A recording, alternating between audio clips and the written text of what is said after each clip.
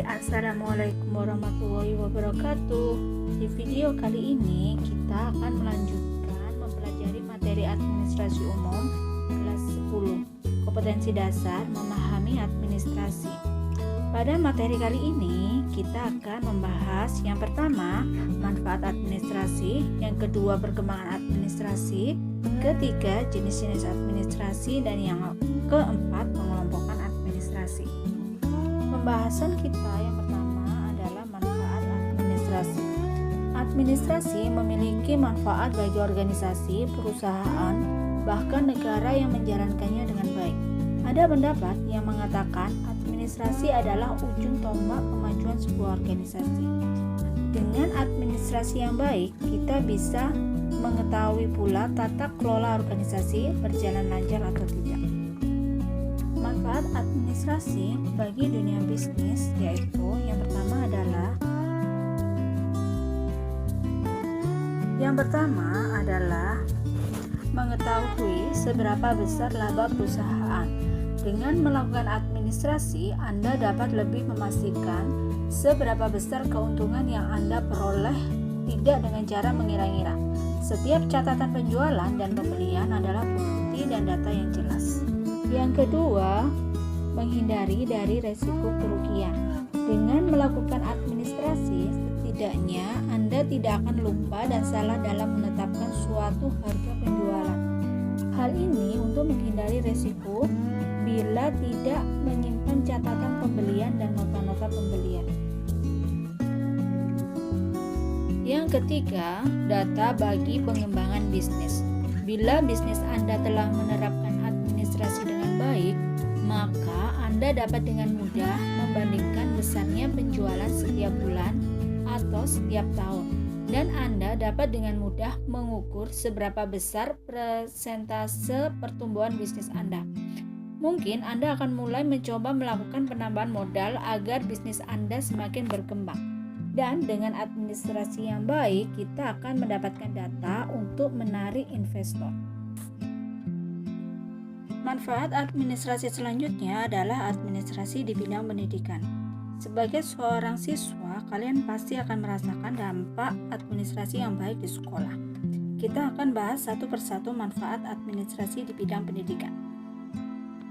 Ahmad Sabri dalam bukunya Administrasi Pendidikan menyebutkan manfaat administrasi pendidikan adalah yang pertama, dapat mengetahui dan menyadari akan tugas-tugas dan kewenangan yang mesti dipikul, serta mengetahui bagaimana cara-cara melaksanakan tugas-tugas dan kewenangan masing-masing. Contohnya, seorang guru harus paham akan tugas-tugas dan kewenangannya dalam membimbing siswa, mendidik siswa, dan memberikan penilaian pada siswa. Yang kedua, dapat menghindarkan kesalahan-kesalahan kerja atau overlapping kerja atau tugas. Dengan administrasi yang baik, maka dapat dihindari overlapping kerja atau tugas atau tumpang tindih tugas, karena tugas kita jelas. Yang ketiga, mengetahui bagaimana melaksanakan sesuatu kegiatan pendidikan secara efektif dan tepat dalam rangka mencapai tujuan pendidikan. Dengan melakukan administrasi yang baik, maka kita akan mudah memperoleh data-data supaya apa yang kita kerjakan tepat dan cepat. Yang keempat atau terakhir, mengetahui batas-batas hak dan kewajiban masing-masing tenaga kependidikan. Jangan sampai tumpang tindih antara hak dan kewajiban. Materi selanjutnya yang akan kita bahas yaitu perkembangan administrasi. Administrasi telah ada sejak dahulu kala, karena administrasi timbul dengan timbulnya peradaban manusia. Ada dua hal yang akan dijelaskan dalam perkembangan administrasi, yaitu yang pertama, perkembangan administrasi sebagai seni dan perkembangan administrasi sebagai ilmu pengetahuan. Perkembangan administrasi sebagai seni yaitu perkembangan selalu dipengaruhi oleh perkembangan masyarakat dinamis. Perkembangan administrasi sebagai seni dapat dibagi menjadi 3 fase utama, yaitu tahap prasejarah yang berakhir pada tahun 1 Masehi, terdiri dari zaman Mesopotamia, zaman Babilonia, Mesir kuno, Tiongkok kuno, Romawi kuno, dan Yunani kuno. Yang kedua, tahap sejarah mulai 1 Masehi sampai tahun 1886. Pada zaman ini muncul revolusi industri di Inggris yang mengakibatkan perubahan yang besar dalam revolusi industri di Inggris.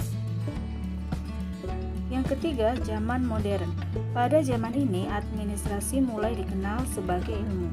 Pada masa ini muncul tokoh yaitu Frederick Winslow Taylor, seorang sarjana pertambangan dari Amerika Serikat, dan Henry Fayol dari Prancis yang melakukan penelitian mengenai administrasi. Karena jasanya, maka Taylor diberi julukan sebagai Bapak Gerakan Manajemen dan Henry Fayol sebagai Bapak Teori Administrasi Modern.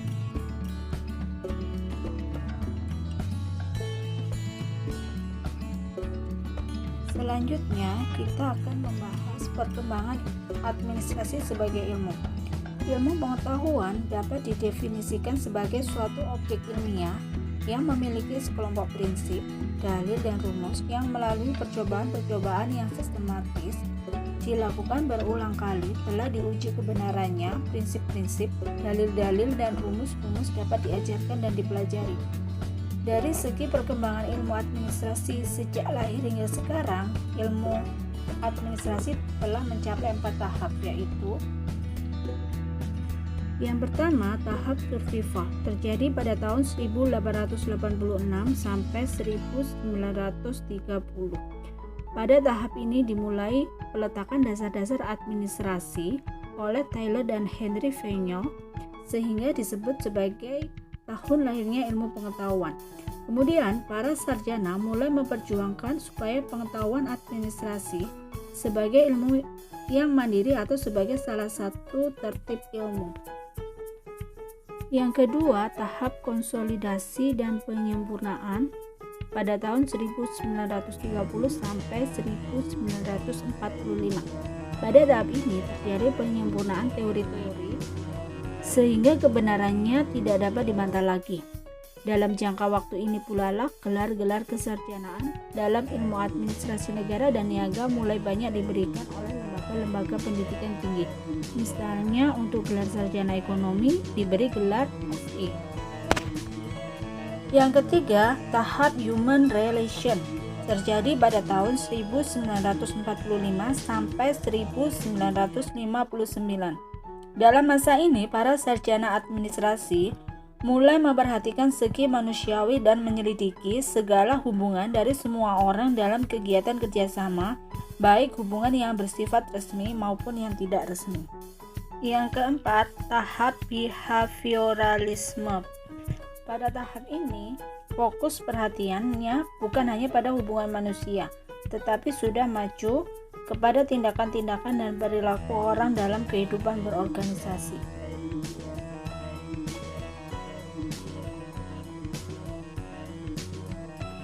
Selanjutnya, kita akan membahas jenis-jenis administrasi. Yang pertama, administrasi perkantoran atau publik adalah suatu kegiatan perencanaan, keuangan, penagihan dan pencatatan, personalia dan distribusi barang serta logistik di sebuah organisasi. Yang kedua, administrasi negara.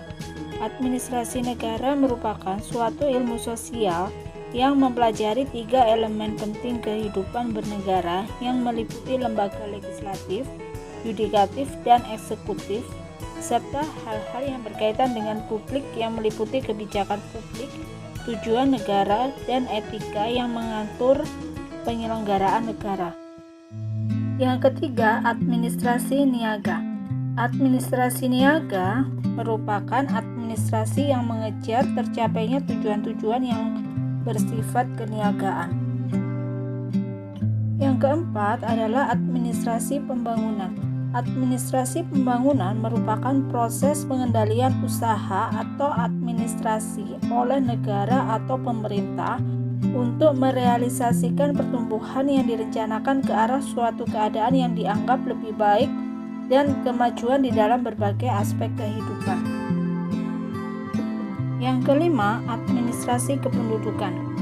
Administrasi kependudukan adalah rangkaian kegiatan penataan dan penertiban dokumen dan data kependudukan melalui pendaftaran penduduk, pencatatan sipil, pengelolaan informasi penduduk, serta pendayagunaan hasilnya untuk pelayanan publik dan pengembangan di bidang sektor yang lain.